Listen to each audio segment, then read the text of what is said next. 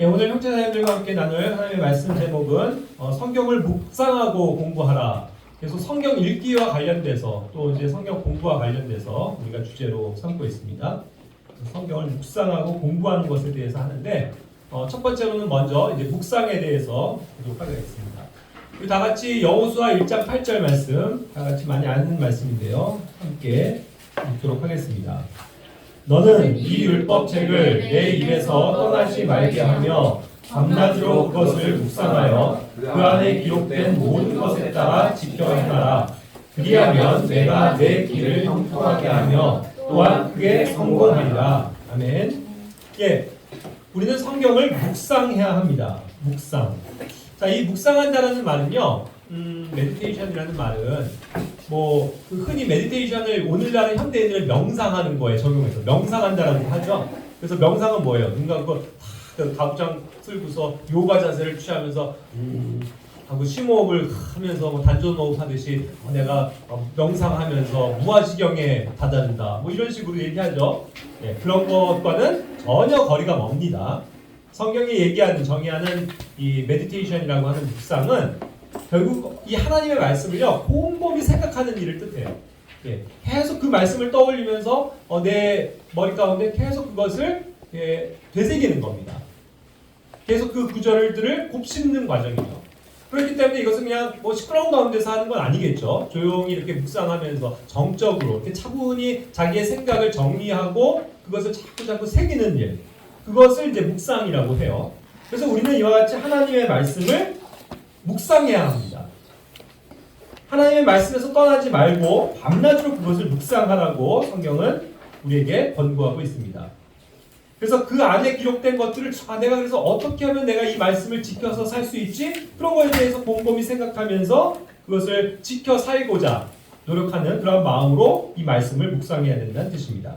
자, 그렇게 되면 하나님께서 무엇을 약속하십니까? 내 길을 형통하게 하고 그게 성공할 것이다 라고 이야기하고 있는 것이죠. 자, 그러니까 다시금 이 말씀을 토대로 해서 그 묵상의 비결을 생각하면은 항상 말씀에서 떠나지 말아야 한다는 것입니다. 떠나지 않는다는 건 뭐냐면 이걸 자꾸 제껴놓고 그것과 상관없이 살면, 잊어버리고 살면 그것이 말씀에서 떠나는 거죠. 자, 그러니까 이런 것과 같아요. 우리가 이제 일상생활을 시작합니다.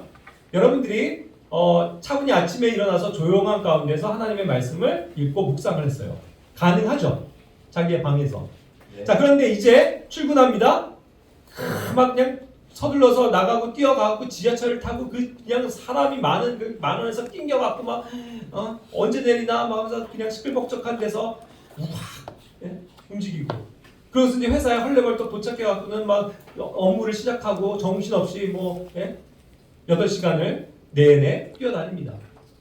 그것도 그렇죠. 일을 한다라고 가정했을 때. 그러고서 이제 막 정신없이 이제 퇴근하는데도 또 똑같은 생활을 반복해요. 자, 그런 과정에서 우리가 말씀과 붙어 있기가 쉽습니까? 아니요. 사실은 그건 불가능해요. 그렇죠? 그건 오히려 또 어떻게 보면은 불가항력적인 겁니다. 자기가 일터에 나가서 당연히 일에 집중해야죠. 일에 집중해야 되고 일을 열심히 해야 되니까 다른 생각들은 어떻게 돼요? 또 할 수가 없는 거죠.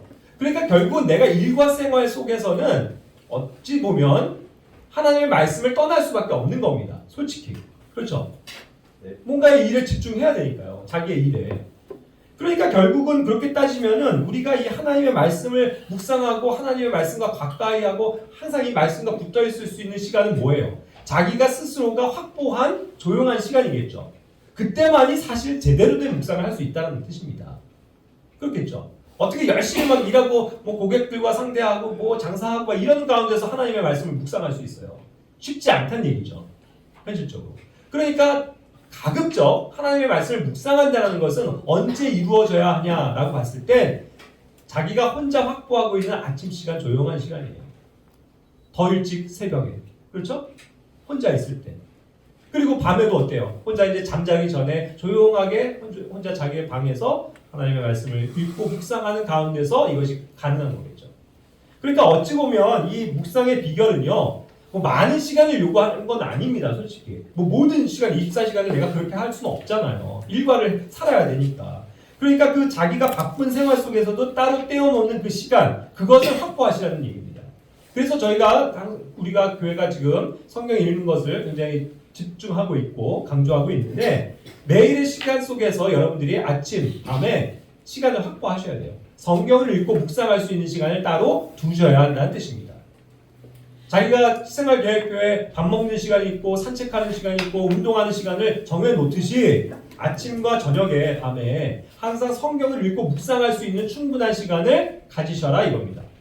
그렇죠? 그래야 이 묵상과 더불어서 하나님의 말씀을 자꾸 곱씹고 내가 이렇게 실천해야 되겠다 이런 것들을 생각하고 더욱더 기도하게 되겠죠?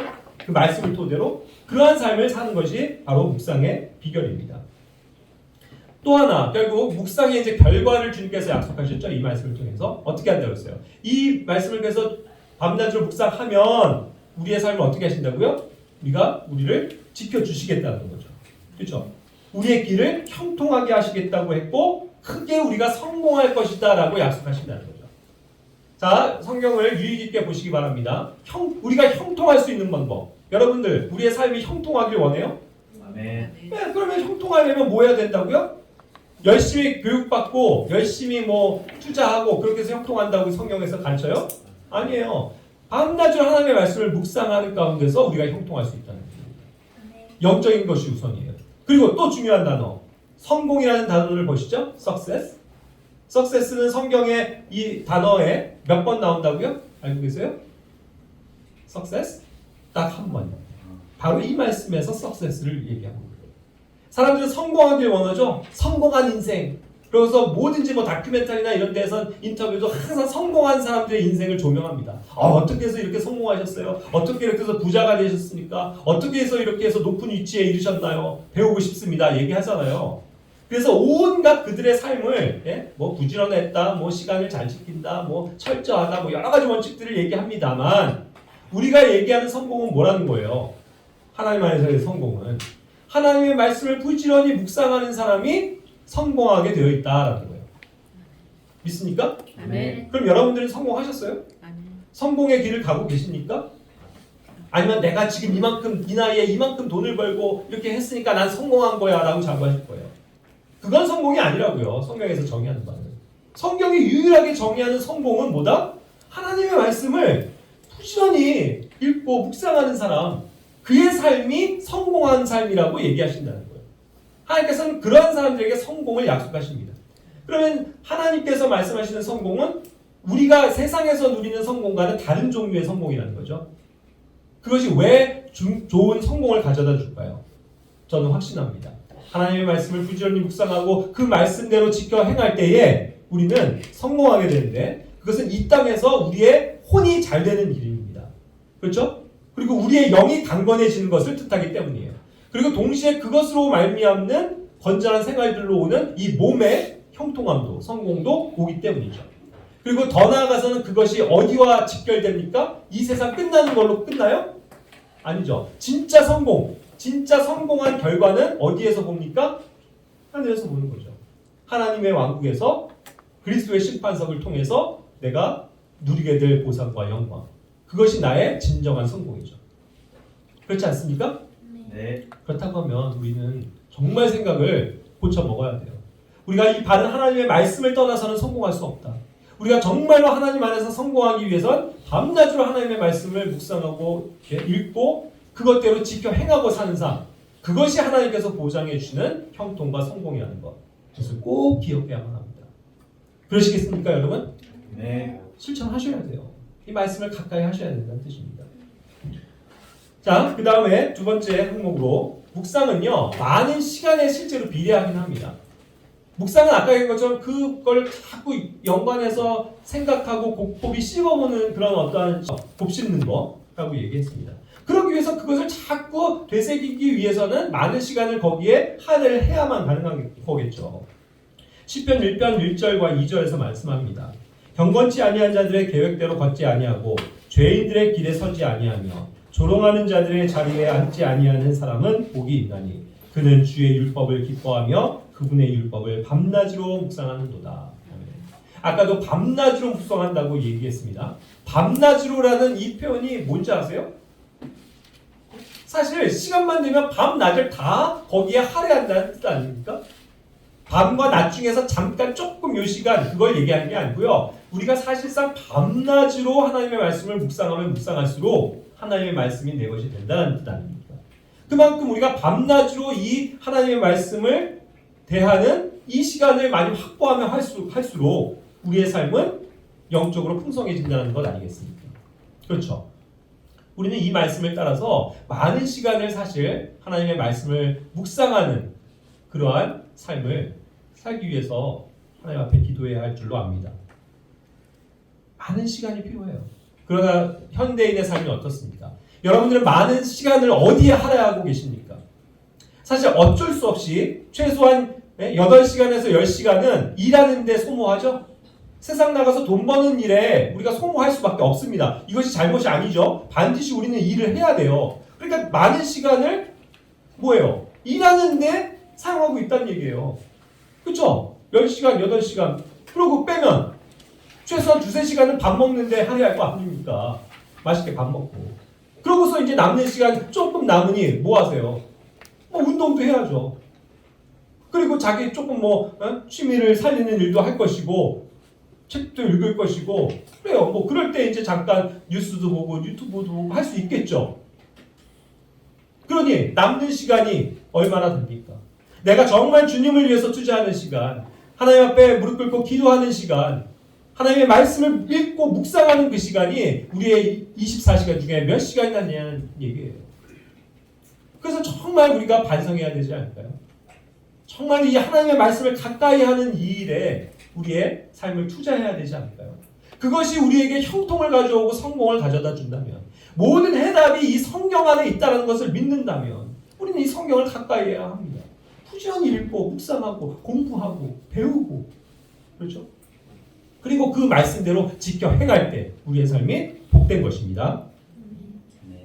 자, 그렇다면 이 묵상의 노하우를 또 말씀을 드릴게요. 첫 번째, 자기 길을 말씀에 따라서 조심스럽게 살펴야 합니다.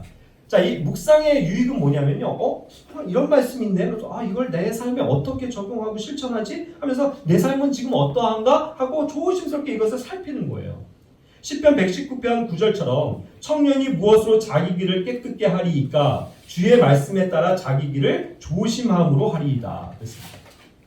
이 말씀을 보면서 내가 정말 이런 삶을 살아야 되겠는걸? 나는 이렇지 못한데 하고 나의 자신의 삶을 살피면서 조심스럽게 내 삶을 자꾸 이 말씀에 투영시키는 것. 그렇죠? 분석해보는 것. 그래서 그 말씀대로 살고자 조심스럽게 내 삶을 맞춰나가고 비춰보는 삶. 그것이 먼저 돼야 된다는 것입니다. 그것을 하기 위해서 또 우리는 계속 하나님의 말씀을 묵상해야 하겠죠.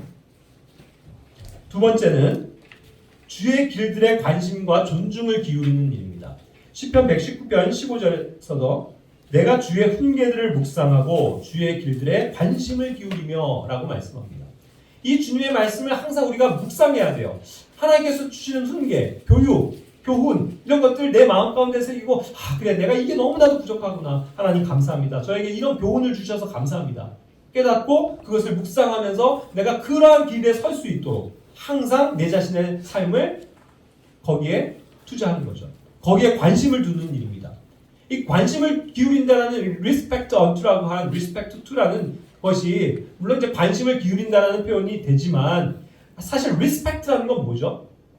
존중하는 거예요. 이 하나님의 말씀을 가볍게 여기지 마시라는 뜻이 내포되어 있는 겁니다. 내가 정말 이 하나님의 말씀에 관심을 기울인다는 말은 이 말씀을 나의 삶에 가장 중요한 것으로 존중한다는 뜻이죠. 믿으십니까? 아멘. 그렇게 여기고 계세요? 나의 어떠한 생각과 다른 사람들의 주변의 상담과 조언을 다 제껴놓고 이 하나님의 말씀만이 옳습니다. 이 하나님의 말씀만을 내가 존중하기를 원합니다. 라는 마음을 가지고 여기에 해답을 얻으시라는 겁니다. 그렇게 관심을 기울일 때 우리의 삶이 정말 그것을 묵상하는 가운데서 풍성한 그러한 교훈들을 얻게 될 것이다. 라는 것이죠. 세 번째는 말씀을 기쁘게 받고 잊지 않는 것입니다. 우리는 이 하나님의 말씀을 항상 기쁘게 받아야만 해요. 시편 119편 16절에서 내 자신이 주의 법규들을 기뻐하고 주의 말씀을 잊지 아니하리이다. 어떤 때는요, 나에게 찔림을 주시는 이 하나님의 말씀을 들으면서, 보면서 내 마음이 기쁘지가 않아요. 이렇게 해야 돼? 하나님이 오늘도 나에게 죽이신데 아낌없이 주라는 말씀을 주셨어요. 부담이 돼요. 별로 기쁘지 않은데.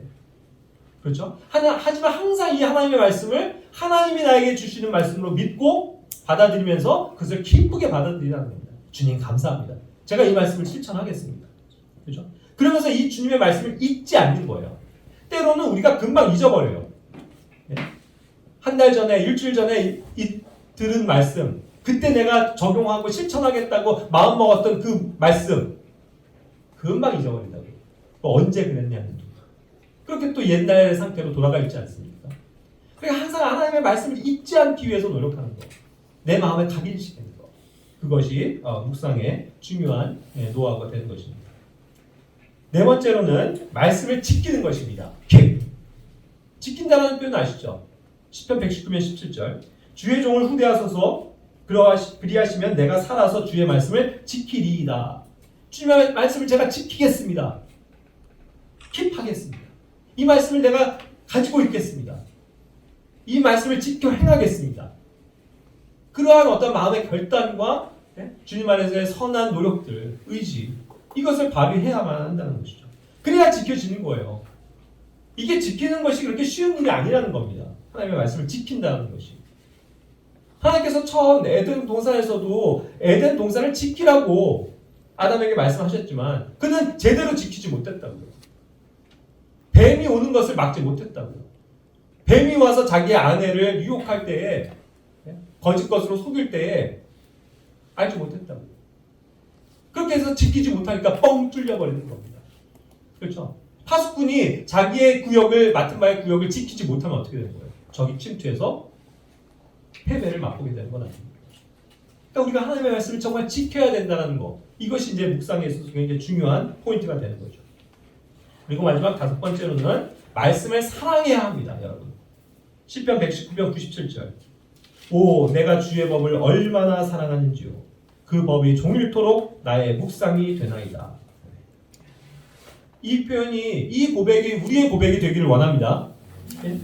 오, 주님, 이 말씀이 어찌 그리 사랑스러운지요. 어찌 그리 달콤한지요. 너무 감사합니다, 주님. 전 정말 하나님의 말씀 사랑해요. 이런 태도를 가지셔야 된다는 거예요.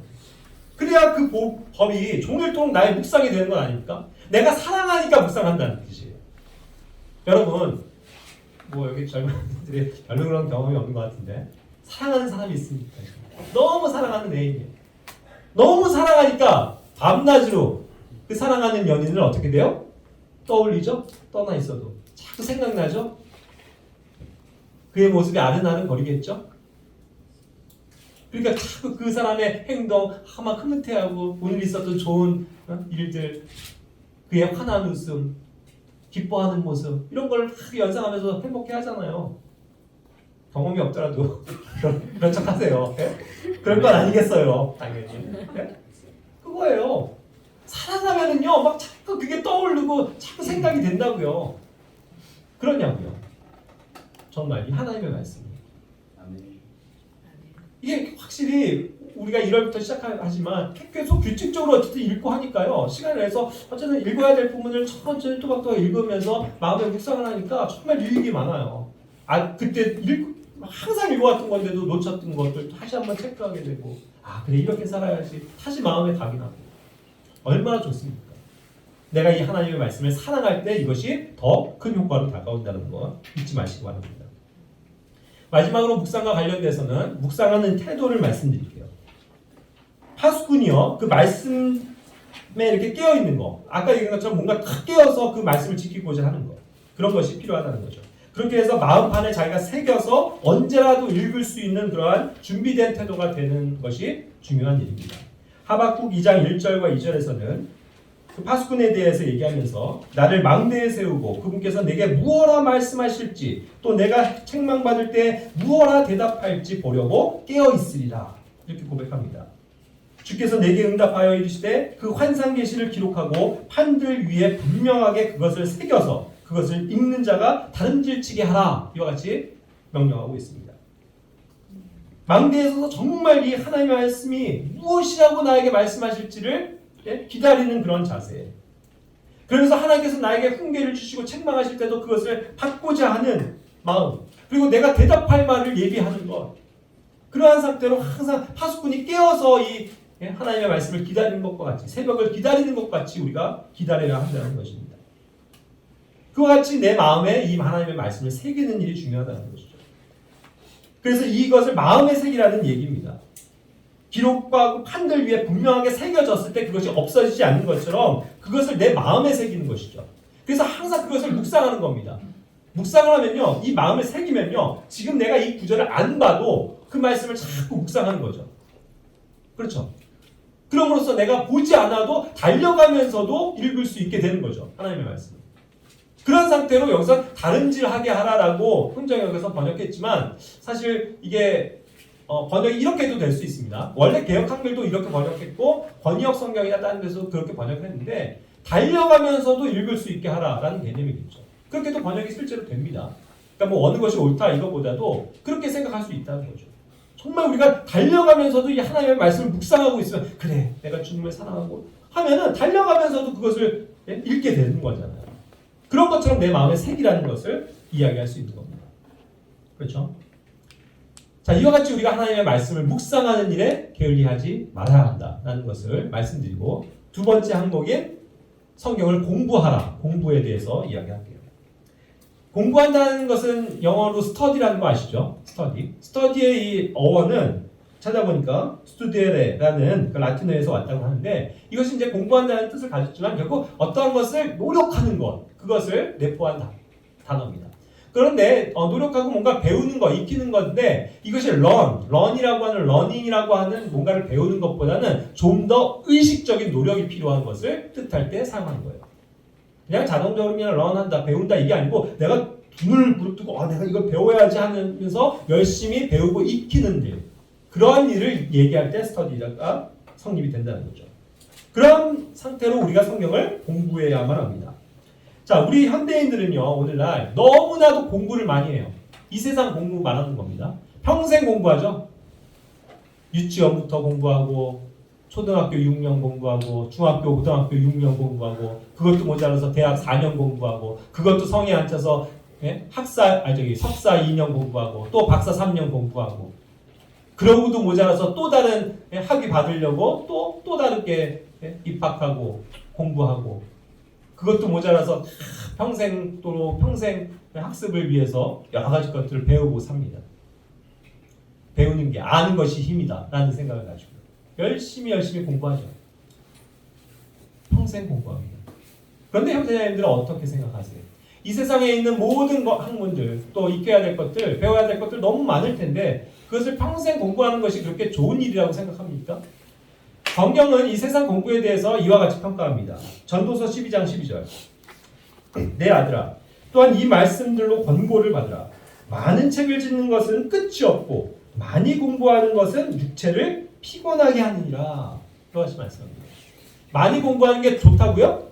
아니요. 많이 공부하는 게 사람을 피곤하게 하는 일이다. 이와 같이 정리한다는 것입니다. 맞아요. 세상 공부 끝이 없다고요. 끝이 있을 것 같아요? 박사까지 해가지고 사람들이 인정하는 내가 박사학위 드디어 받았어 한들 그것으로 끝나냐고요. 실전에서도 계속 익히고 활용하면서 계속 배우죠. 평생 배워야 되는 거예요. 그래서 끝이 없다라고 얘기하는 거예요. 그리고 이것과 관련된 거 또 다른 것도 익혀야 되고 배워야 되고 공부해야 된다고요. 그러니까 끝이 없는 일이에요. 그러면서 자기의 몸은 어떻게 해요? 쇠퇴하는 거죠. 많이 공부하는 게 그렇게 건강에 이로운 일이라고 생각하십니까? 절대로 그렇지 않아요. 공부 많이 해보신 분들 우리가 공부를 열심히 해서 눈이 나빠졌는지 모르겠지만 맨날 책과 씨름해야 되면 어때요? 눈이 나빠져요. 머리가 아파요. 지끈지끈. 맨날 앉아서 공부만 하니 허리가 아파요. 목이 굽어요. 그렇죠? 그래서 오히려 앉아서 맨날 공부만 하는 사람들이 건강할 것 같아도 노동을 하는 사람들보다 농부들보다 사실 건강하지 못하다고요. 잠도 제대로 못 자고. 그리고 공부 열심히 하다 보면 어때요? 정해진 목표가 있으면 밤새 해야죠. 시험이 코앞이면 밤새 공부해야죠. 그러니까 이게 건강한 삶이겠냐고요. 오히려 농부들의 삶이 좋죠. 그렇지 않습니까? 해 뜨면 나가서 일하고 해 지면 들어와서 쉬는 잠자는 거 얼마나 좋아요. 그런 삶이 편한 것이지 공부를 많이 하는 게 좋은 것이 아니라는 겁니다. 이와 같은 경고를 우리가 받아야 된다고요. 많이 공부하는 것이 좋은 것이 아니라는 거. 그러니까 실제로 바울은 어땠어요? 바울은 굉장히 어려서부터 수많은 지식과 학문을 공부했었던 사람입니다. 바리새적인 어떤 율법에도 박사가 되어 있는 사람 아닙니까? 그런데도 빌립보서 3장 8절에 보면 이와 같이 그가 육체적으로 취득했었던 그 옛날에 부귀영화를 누릴 수 있는 그런 어떠한 힘들, 지식들 이런 것들을 다 무가치 여기고 뭘로 여겼다고요? 똥으로 여겨버렸다. 그냥 버려버렸다고 얘기하잖아요. 그래서 그걸 가지고 사용하려고 하지 않고 그 어리석은 복음을 전하는 일에 그의 삶을 헌신했다. 그것이 하나님께서 우리에게 제시하시는 신약적인 삶이에요. 많이 공부해서 1등이 되고 훌륭한 직업을 얻고 판검사가 되고 의사가 돼서 이 세상을 뭔가 지배하고 영향을 주는 사람이 되십시오라고 하는 그 인본주의적인 말씀의 가르침에 속지 마시라고요. 그러나 오해하지 마세요. 뭐 공부를 잘하는 게 잘못된 게 아닙니다. 어쨌든 어떠한 사람은 뭐 남들보다 똑똑해서 공부를 더 잘할 수 있죠. 그래서 남들보다도 더 빠른 길을 갈 수가 있죠. 그리고 더 높은 위치에 이를 수 있죠. 그것은 주님이 주신 복이 분명히 맞아요. 그걸 부정하는 게 아니에요. 하지만 그것에 만족하지 못하고 또 공부하고 또 공부하면서 내가 공부만이 살 길이라고 얘기하고 교육만이 내가 이 자녀들에게 남겨줄 수 있는 자산이라고 생각하는 것은 정말 인본주의적인 것이고 어리석은 일이라는 거. 우리가 그리스도인으로서 살아가고 복음을 위해서 살아가는 그 삶은 결코 그런 삶과는 상관이 없다는 것을 알아야 된다는 것입니다. 그렇죠? 공부 열심히 해보세요. 저도 외국까지 나가서 뭐 학위도 있고 공부할 때까지 다 해봤어요. 피곤한 일이고요. 그걸 목적한 바를 이루기 위해서 다른 걸 못해요. 그렇지 않습니까? 딴 시간을 못 내잖아요, 솔직히. 공부하는 사람들 한가한 거 아니에요. 안 그렇습니까? 일하는 사람들보다 더 바쁘다고요. 일하는 사람들은 8시에 출근해서 6시에 퇴근하면 끝! 그거지만 공부하는 사람들은 집에 와서도 계속 공부해야 된다는 거예요. 예습 복습해야 되고. 그러니까 얼마나 많은 시간을 사실 공부해야 합니까? 그리고 아까 얘기한 것처럼 우리가 어린 시간부터 이 청년까지 다 공부하는 걸로 끝나버리잖아요. 시작부터 끝이. 인생이. 그렇게 인본주의인 것들이 세상의 교육제도를 통해서 바꿔버렸다니까요. 우리의 삶을. 그런데 성경의 단순한 삶은 그런 게 아니에요. 하나님의 말씀을 어려서부터 배우고 익혀서 그 말씀대로 준행하면서 살고 어떠한 위치에 있더라도 그것을 신실하게 행하는 훌륭한 그리스도인들이 되는 것. 그것이 더 중요한 것이라니까요. 그것을 우리 청년들도 알고 그 삶을 바꾸시길 바라요. 공부 많이 하려고 하지 마세요. 오히려 그걸 버리시라고요.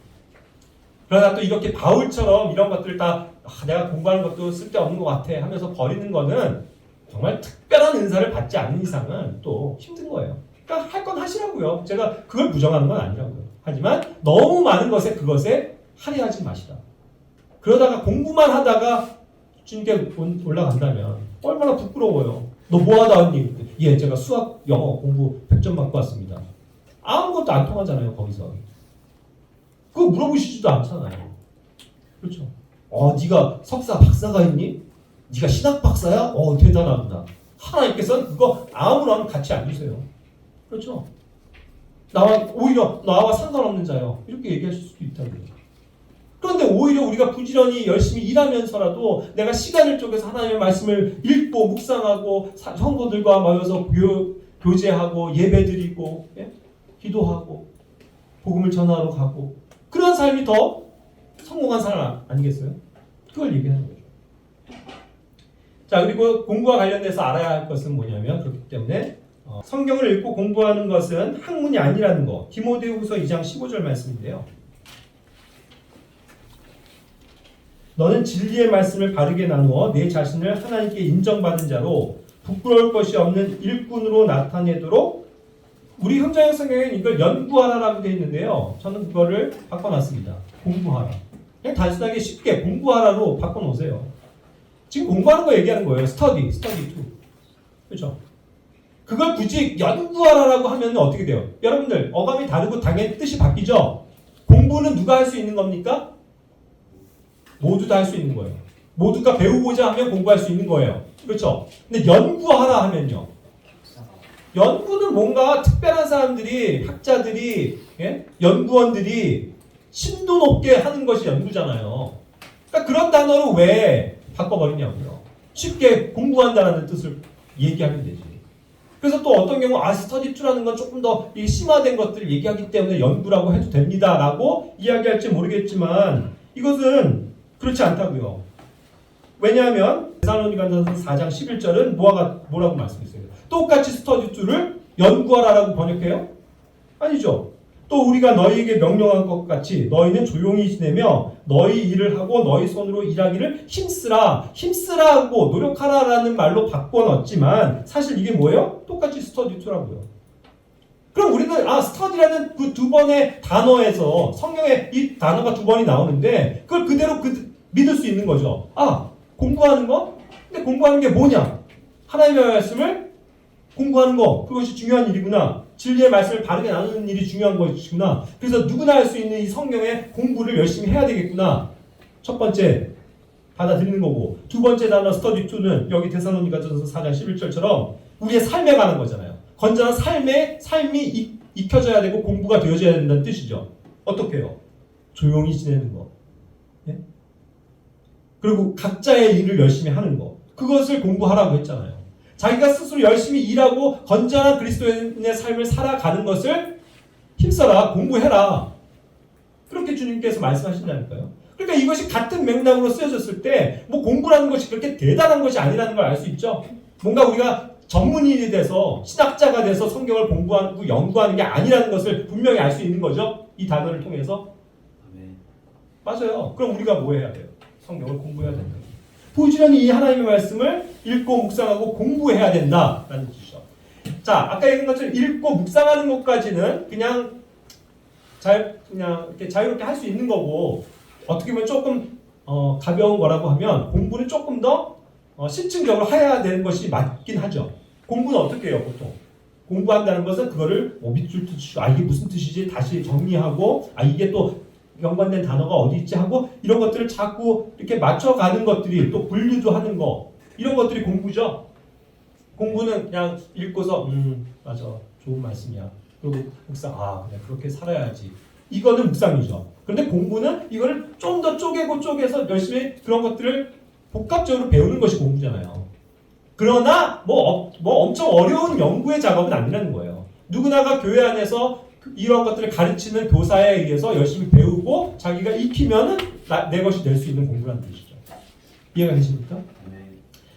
우리가 지금 하는 것도 사실상 성경을 공부하는 일이에요. 설교가 뭐 특별한 게 아닙니다. 그렇죠? 하나님의 말씀을 익히는 일이기 때문에 그것을 말씀을 전하는 자가 다 정리해서 여러분들에게 가르쳐주는 것이기 때문에 여러분들은 편안하게 그것을 익히고 공부할 수 있다는 뜻이죠. 그렇게 받아들이시면 돼요. 그런데 그것도 참고로 아실 게 제가 주일에는 설교 말씀을 통해서 모두가 다 알아듣기 쉬운 사실 쉬운 주제를 얘기합니다. 보편적인 거 우리가 이렇게 살아야 합니다라는 실질적인 것들을 얘기하는 반면 이제 어떤 또 얘기도 평가도 있더라고요. 수요 성경 공부 너무 어려워요. 얘기하더라고요. 맞아요. 어려울 수 있습니다. 근데 그것은 조금 더 심화된 공부기 때문에 그래요. 그죠? 말씀을 여러 가지로 이게 분석하고 백업을 하는 구절들을 찾아보고 연관된 것들을 정리하고 이런 과정이다 보니까 조금 더 어렵게 느껴지고 사실 내용이 어려운 게 맞죠. 그죠? 그러나 그것도 양해하시기 바랍니다. 어떠한 또 시간에는 너무 쉬운 공부만이 아니고 좀 어려운 것들을 공부하게 될 때도 있어요. 그렇죠? 그러니까 그런 것들을 다 이해하시면서 어쨌든 공부하려고 하는 사람들은 자세가 선생님을 비난해서는 안 된다고요. 선생님이 저 후져서 선생님이 너무 못 가르쳐서 선생님이 너무 어렵게 가르쳐서 물론 그것도 그의 잘못이긴 하지만 어쨌든 열심히 공부하고자 하는 자세가 된다면 하나를 배우더라도 내 것이 될 수 있다는 거죠. 공부할 때는 반드시 그러나 이 공부와 연관돼서는요. 우등생이 있고 열등생이 분명히 존재합니다. 여러분. 심각하게 받아들이세요. 누구는 똑같이 배웠어도 맨날 잊어버리고 시험 오면 빵점인 사람이 있고 누군가 열심히 그걸 익혀서 맞아 이거구나 하고서 정말 제대로 숙지해서 시험을 봤을 때 100점을 맞는 사람이 있다는 거예요. 여러분들은 몇 점을 받고 싶으세요? 다른 건 몰라도 내가 자격증 시험에서 60점에 통과인데 61점만 맞아도 내가 통과하면 돼 라고 하면 상관없는데 그런 건 상관없잖아요. 그러나 성경을 공부하는 것은 내가 만약에 주님께서 우리에게 어떤 장을 열어주셔서 평가를 할 수 있는 시험을 주신다면 100점 받고 싶으세요? 60점 받고 싶으세요? 100점. 그래요. 100점을 맞았을 때 주님께서 보상하실 건 아닙니까? 아, 너가 열심히 하나님의 말씀을 이와 같이 사랑하고 묵상하고 공부했구나. 그러니까 다른 것을 공부하려는 것보다도 이 성경을 공부하는 것에 더욱더 가치를 주시라는 뜻입니다. 아시겠죠?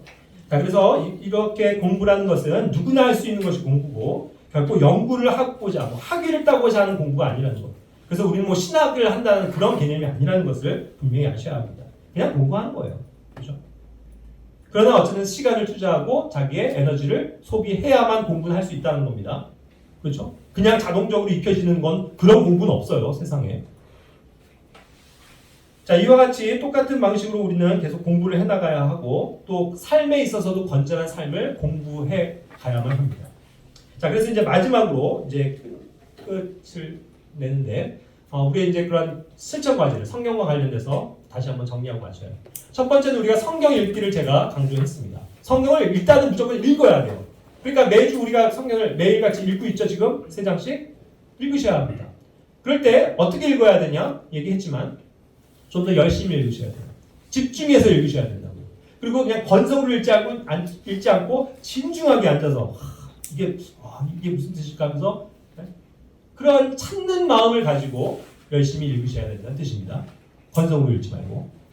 그러니까 제가 얘기했어요. 예전에 빠른 속도로 그냥 한번 읽기 끝내면 한 장 5분도 안 걸려서 끝납니다.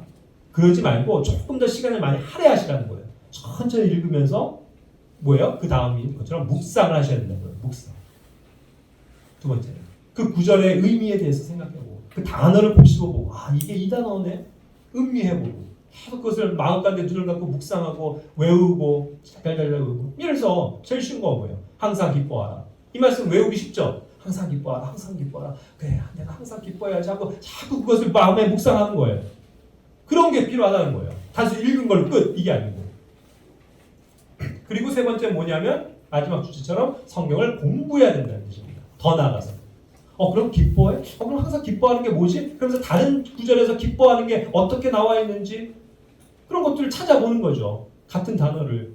그래서 그런 뜻을 정확하게 알고 또 그것을 어떠한 시대에 어떠한 대상으로 하는 말씀인지 세대적으로 구분을 하는 거고 그것이 rightly dividing이죠. 올바르게 나누는 거. 시대적으로도 나누고 구분하는 거. 그런 것들을 하실 줄 알아야 된다는 거죠. 그리고 전후 문맥을 이해하고 또 전후 상관돼서 이게 왜 이런 배경에서 나왔는지 이런 것까지 폭넓게 공부를 해야 된다는 뜻입니다.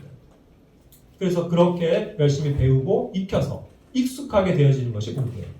그런 과정까지 이루셔야 한다는 뜻입니다. 그러니까 내용적으로 보면요. 제가 저번에 끝낸 사도행전 같은 경우는 1년 넘게 걸렸잖아요. 1년 넘게 걸렸어요. 거의 2년 걸렸나요? 천천히 해서. 자, 28장이니까 한 주에 한 장씩 그냥 쉽게 빨리빨리 넘어갈 수도 있어요. 그럼 28주만 소용이 되잖아요. 근데 50주가 넘게 나왔다고. 더 차근차근 보기 위해서.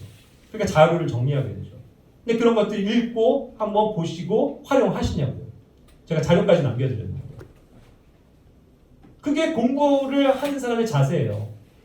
참고서잖아요. 제가 드렸잖아요. 그럼 그걸 보면서 지도가 여기고 이게 이렇게 된 거구나. 공부를 하셔야 자기게 된다는 뜻이에요. 안 그러면 백날 들어도요. 다 잊어버린다니까요.